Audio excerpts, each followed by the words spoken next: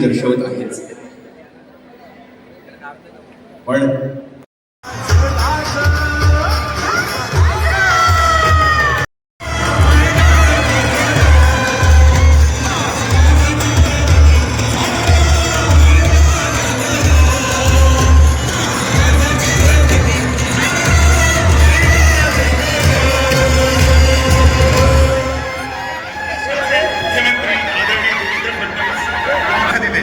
अशा महामानवाच्या पुतळ्याचं अनावरण आदरणीय मुख्यमंत्री श्री देवेंद्र फडणवीस, मंत्री गणेश नाईक आणि इतर सगळे जे मान्यवर, आदिती तटकरे मंत्री, सगळ्या महेश बागदी यांच्या हस्ते झालेलं आहे.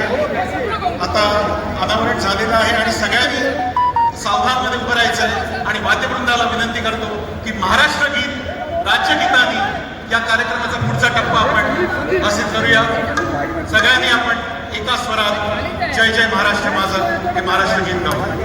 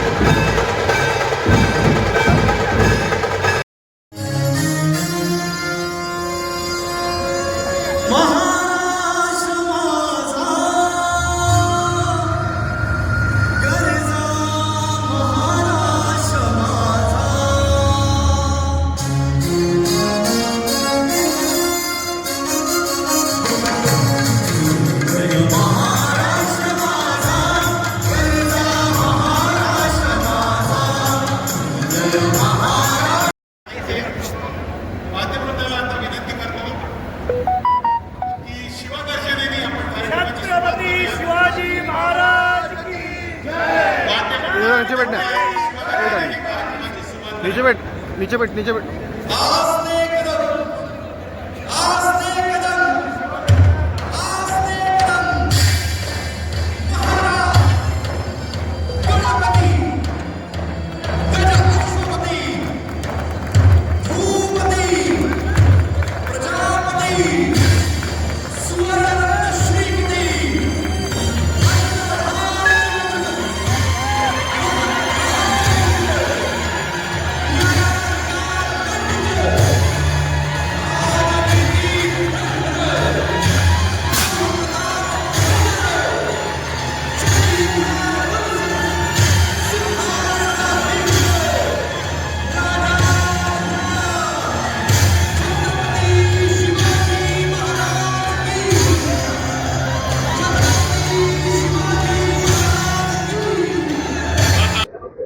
जगभरातील शिवभक्तांना शिवराज्याभिषेक सोहळ्याच्या मी खूप खूप शुभेच्छा देतो. आजचा दिवस हा स्वराज्याला छत्रपती मिळाले तो दिवस आहे आणि ज्या दिवशी संपूर्ण जगाने हिंदवी स्वराज्य मान्य केलं तो आजचा दिवस आहे. आणि मला अतिशय आनंद आहे की अशा या पवित्र दिवशी छत्रपती शिवरायांचा 20 फुटी ब्रॉन्झचा पुतळा त्याचं अनावरण नवी मुंबईच्या विमानतळावर झालेलं आहे. मागच्या काळात ज्यावेळी या विमानतळाच्या पाहणीला आम्ही आलो होतो त्यावेळेस मी सूचना दिली होती की स्वराज्याची राजधानी रायगड त्या जिल्ह्यातलं हे विमानतळ, त्यामुळे या ठिकाणी महाराजांचा पुतळा असलाच पाहिजे. आणि मला अतिशय आनंद आहे की केवळ 8 महिन्यामध्ये हा भव्य अशा प्रकारचा पुतळा तयार झाला. आज आम्ही त्याचं अनावरण केलं आहे आणि मला विश्वास आहे या आंतरराष्ट्रीय विमानतळावर येणारा आणि जाणारा प्रत्येक प्रवासी हा महाराजांच्या या प्रतिमेतून महाराजांच्या पुतळ्यातून, महाराजांच्या स्मारकातून त्या ठिकाणी ऊर्जा प्राप्त करेल.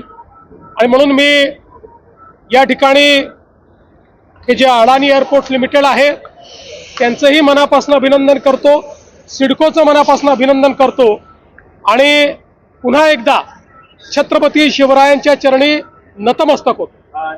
मुंबई विमानतळाला लोकनेते दिबा पाटील यांचंच नाव दिलं गेलं पाहिजे हा आमचा आग्रह आहे. त्या संदर्भात आम्ही कारवाई पूर्ण केली आहे. केंद्र सरकारकडे पाठपुरावा चालू आहे.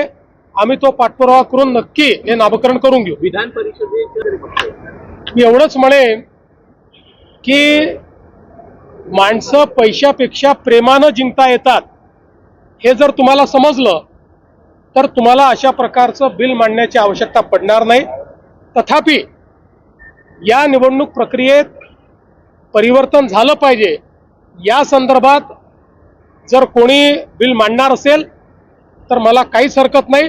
माझंही मत आहे की निवडणूक प्रक्रियेमध्ये परिवर्तन झालं पाहिजे. या संदर्भात आमचे अध्यक्ष रवींद्र चव्हाण साहेब हे निर्णय करतील. ते म्हणतात की तुमच्याशी बोलणं झालेलं भारतीय जनता पक्षामध्ये शेवटी अध्यक्षांचे निर्णय अंतिम असतात.